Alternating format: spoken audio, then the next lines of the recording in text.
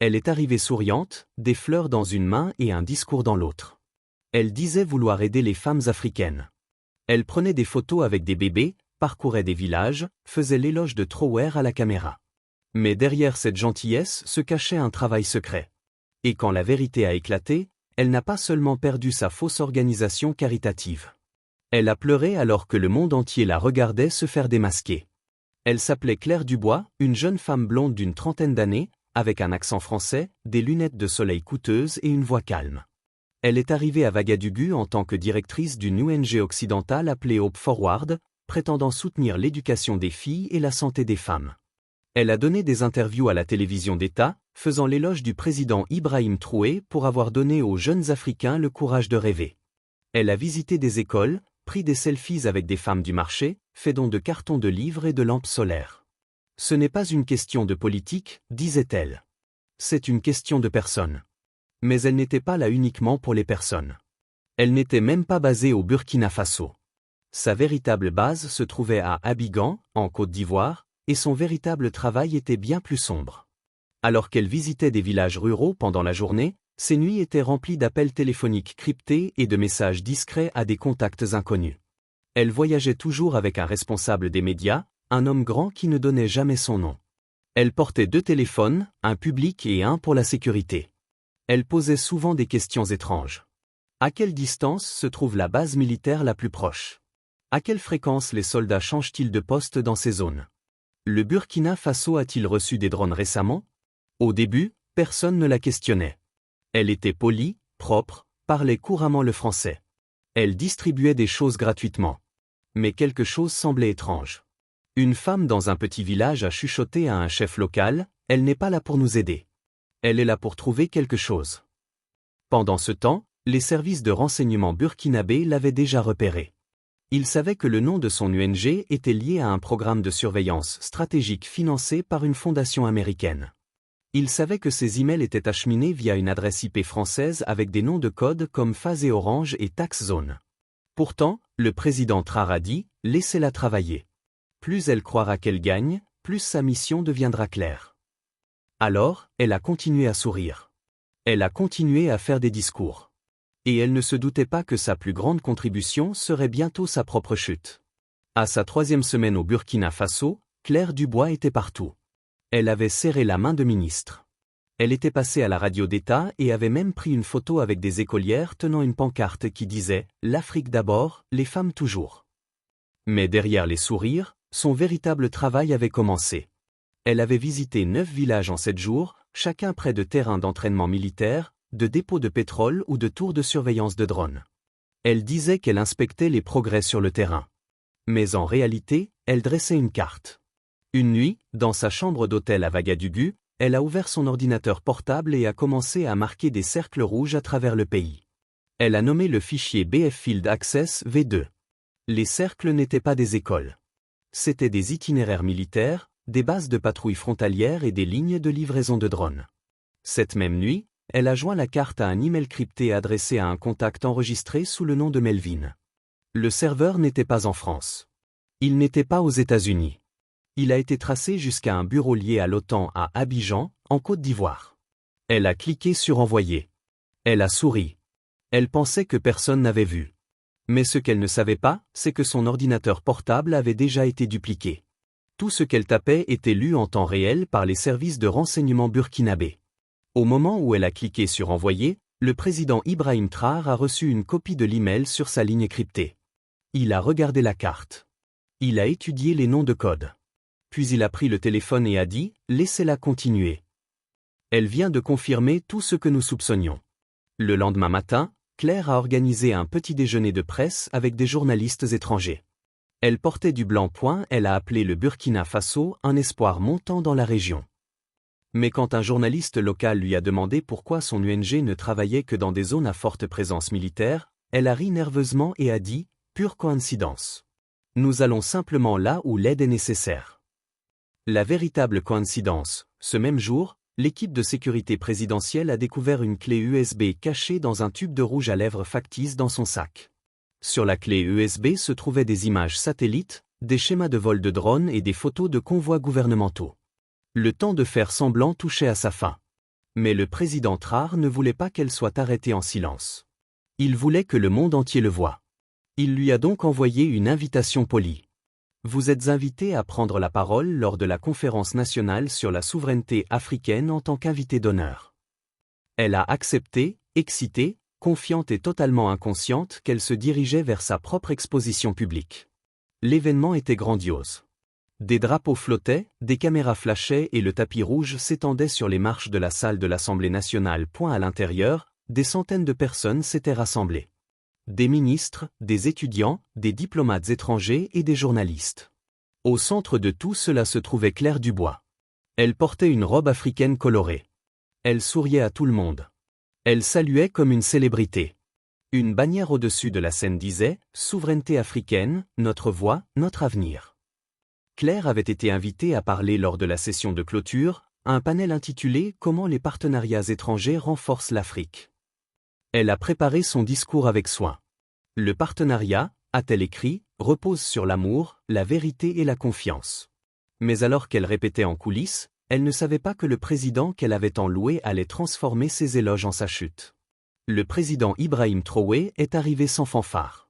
Pas de discours, pas d'annonce. Il est simplement entré au milieu d'un panel, s'est assis tranquillement et l'a regardé depuis le 3e rang. Elle l'a remarqué. Elle a souri à nouveau. Puis, lorsque son nom a été appelé, elle est montée sur scène avec une grande confiance. Le Burkina Faso est une lumière brillante, a-t-elle commencé. J'ai parcouru ses villages, parlé à ses femmes, vu son espoir. Le public a applaudi poliment. Elle a continué, nous, la communauté mondiale, ne sommes pas là pour contrôler. Nous sommes là pour servir. Nous sommes vos amis. Puis le président Traoré s'est levé. La foule s'est tournée. Le modérateur s'est mis à l'écart. Traoré s'est dirigé lentement vers l'avant de la salle. « Madame Claire, a-t-il dit doucement. Vous parlez de confiance. Nous feriez-vous assez confiance pour répondre à quelques questions en direct ?» Claire s'est figée. « Bien sûr, a-t-elle répondu, essayant de rire, mais la salle était maintenant silencieuse. Les applaudissements avaient cessé. Les caméras avaient zoomé, et sur l'écran derrière elle, un fichier est apparu intitulé BF Field Access V2.pdf. Elle s'est retournée, les yeux écarquillés. C'était sa carte. Et cette conférence n'était plus une célébration.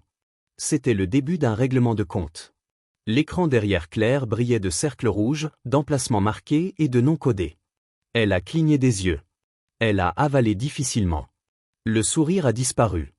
Le fichier affiché n'était pas une image quelconque. C'était la carte d'accès militaire classifiée qu'elle avait envoyée 2 nuits plus tôt depuis sa chambre d'hôtel à un serveur crypté à Abidjan, en Côte d'Ivoire. Le président Ibrahim Traoré se tenait calmement devant elle. « Claire, a-t-il dit doucement. Reconnaissez-vous ceci ?» Elle a hésité. « Je ne suis pas sûr d'où cela vient. » Il ne l'a pas interrompu. Au lieu de cela, un autre document est apparu derrière elle, un email. L'expéditeur, claire.dubois@hopforward.org. L'objet, phasé orange, suivi des véhicules de communication, zone conviviale pour les civils. Le corps, BF Ouest, racines exposées. Résistance minimale des bénévoles. Utiliser les visites scolaires pour confirmation visuelle. La mission continue. Ses propres mots. Des exclamations ont rempli la salle. Même les diplomates étrangers se sont penchés en avant, incrédules. Un journaliste local s'est levé du dernier rang et a crié « Elle espionnait l'armée, utilisant des femmes et des enfants pour cacher sa mission. » Les mains de Claire ont commencé à trembler. « Ce n'est pas ce que ça semble être », a-t-elle dit rapidement. « Je n'envoyais des données que pour collecter des fonds. »« Collecte de fonds ?» a demandé Traoré calmement. Il s'est tourné vers le public. « Nous avons cloné ces appareils, chaque fichier, chaque message. Nous avons tracé ces instructions d'Abidjan à un bureau lié à l'OTAN intitulé « Bureau de recherche culturelle ». Elle a dit qu'elle était venue aider nos femmes, mais elle est venue affaiblir notre défense. Et pire encore, elle l'a fait tout en tenant la main de nos enfants. Claire a commencé à pleurer.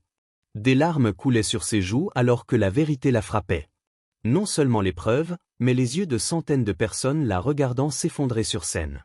Une femme dans le public s'est levée et a crié « Vous nous avez utilisés. Vous nous avez menti. » Une autre a chuchoté « Elle a pris des photos de mon enfant. Je lui faisais confiance. » Claire a lâché le micro. Elle a regardé Traoré. « S'il vous plaît, pouvons-nous parler en privé ?» Pas comme ça. Mais il n'a pas répondu. Il s'est simplement mis à l'écart alors que 2 agents en civil montaient sur scène. Ils ne l'ont pas touché. Ils ne l'ont pas forcé. Ils se sont simplement tenus à côté d'elle, attendant. Les caméras ont zoomé. Trowe a regardé la foule et a dit, « Ils envoient des visages doux maintenant. Ils envoient des yeux gentils, des mains propres et des noms intelligents. Mais derrière eux se cachent les mêmes vieux plans. » Claire a été escortée en bas des marches alors que le public restait dans un silence stupéfait. Une fille près de l'avant a pleuré, non parce qu'elle soutenait Claire, mais parce qu'elle avait cru en elle. Elle a dit qu'elle était l'une des nôtres, a chuchoté la fille. Mais elle ne l'était pas. Et maintenant le monde entier le savait. À l'aube, tout le continent avait vu la vidéo. Claire Dubois, autrefois saluée comme une humanitaire, était maintenant une espionne démasquée sur scène. Ses propres mots, ses propres fichiers, sa propre chute. La vidéo s'est répandue plus vite qu'un feu de forêt. Twitter, WhatsApp, TikTok, Al Jazeera, BBC, chaque média a diffusé le titre « Trowe démasque une opératrice étrangère se faisant passer pour la PDG d'une organisation caritative ». Certains ont essayé de la défendre. Un journal français a parlé de malentendus. Une ONG basée aux États-Unis a dit qu'elle collectait des données à des fins de recherche, mais personne n'a pu expliquer les emails. Personne n'a pu expliquer la carte. Personne n'a pu expliquer la clé USB en forme de rouge à lèvres remplie d'images satellites de sites militaires burkinabés. Cet après-midi-là, une ligne sécurisée a sonné à l'intérieur du complexe présidentiel. Le président Ibrahim Traore a répondu lui-même. À l'autre bout du fil, Alassane Ouattara, président de la Côte d'Ivoire. « Excellence, a dit Ouattara, je vous demande de traiter cette affaire avec diplomatie. Cette femme a des liens transfrontaliers. Laissons-nous régler cela discrètement. » Traore n'a pas élevé la voix. Il n'a même pas hésité. Elle a envoyé des renseignements sensibles depuis votre capitale à des partis opérant à Paris et Washington. Elle se tenait dans nos villages avec des mensonges en poche. Vous pouvez gérer vos invités comme vous le souhaitez, mais au Burkina Faso, nous gérons les traîtres d'une seule manière, avec justice. Silence sur la ligne. Puis une réponse calme. Alors nous devrons peut-être repenser la coopération. Traore a souri et a dit, si la coopération signifie avaler la trahison, le Burkina Faso préférera avoir faim. Il a raccroché. En moins d'1 heure, une deuxième demande est arrivée, cette fois de l'ambassadeur de France à Ouagadougou. Une réunion privée, une résolution discrète. Traore a refusé. Au lieu de cela, il s'est rendu au centre de presse national et a prononcé l'un des discours les plus courts de sa présidence. Il nous demande d'oublier. Il nous demande de pardonner. Mais ils ne se demandent jamais ce que nous ressentons lorsque leurs opérateurs s'assoient dans nos maisons, nous serrent la main et envoient nos secrets de l'autre côté des océans. Dans le public se trouvaient des villageois des endroits que Claire avait visités. Des mères, des enseignants, même des enfants qui avaient été photographiés. Une femme s'est levée et a dit, « Monsieur le Président, merci de protéger notre confiance. » Cette nuit-là, à travers l'Afrique, les gens ne parlaient pas seulement de l'espionne. Ils parlaient du moment où le masque est tombé. Non pas par la force, mais par la vérité calme. Et Claire, elle était assise dans une installation gouvernementale juste à l'extérieur de Ouagadougou. Pas de caméra, pas de presse, juste un carnet. Et le poids du piège qu'elle pensait avoir tendu se refermait maintenant sur elle. 3 jours après son arrestation, Claire Dubois était toujours silencieuse. Aucune déclaration à la presse, aucune excuse, aucun responsable d'ambassade ne pouvait nettoyer ce qui avait déjà brûlé sur Internet. À l'intérieur de sa salle de détention, elle n'était plus la PDG souriante qui se tenait sur scène. Elle était juste une femme regardant les murs, sa mission s'effondrant sous le poids de ses propres mensonges. Mais à l'extérieur, le Burkina Faso avait déjà avancé, non pas dans l'oubli, mais dans la force. Dans une salle bondée de l'université de Ouagadougou, des étudiants ont organisé un événement intitulé « Ils envoyaient des soldats ». Maintenant, ils envoient des sourires. Des peintures étaient exposées. Des discours étaient prononcés. Mais le moment le plus puissant est venu lorsque le président Ibrahim Traore est entré à l'improviste. Il s'est tenu devant le jeune public et a parlé franchement. Ils venaient avec des armes. Maintenant, ils viennent avec des caméras. Ils se cachaient derrière des uniformes. Maintenant, ils se cachent derrière des causes. Mais qu'ils portent des costumes ou des écharpes, qu'ils parlent français ou anglais, s'ils viennent pour nous briser, ils seront exposés. La foule s'est levée et a applaudi pendant presque 1 minute. Mais Traore n'avait pas fini. Il a pointé du doigt l'écran du projecteur où une seule phrase est apparue. Audacieuse, simple, inoubliable. Le prochain qu'ils enverront sera reçu de la même manière, observé calmement et impardonné. Cette phrase s'est répandue à travers l'Afrique en quelques heures. Les jeunes en ont fait des autocollants. Les poètes en ont fait des vers. Les activistes l'ont peinte sur les murs de Dakar à Dar es Salaam. Même certains journalistes occidentaux ont commencé à poser des questions plus difficiles chez eux. Pourquoi continuons-nous à nous faire prendre là où nous prétendons aider ? Pendant ce temps, l'histoire de Claire Dubois est devenue un symbole non seulement d'espionnage, mais d'une vérité plus grande. L'Afrique n'est plus un terrain facile, et le Burkina Faso sous Ibrahim Traoré ne s'inclinera plus devant la diplomatie déguisée en tromperie. Quant à Claire, elle a finalement été libérée mais interdite à vie de revenir au Burkina Faso ou dans toute nation alliée du Sahel. Son nom est maintenant rappelé non pas pour sa charité, mais pour le moment où elle s'est tenue sur scène avec un microphone et s'est retrouvée démasquée, exposée et écrasée par la vérité.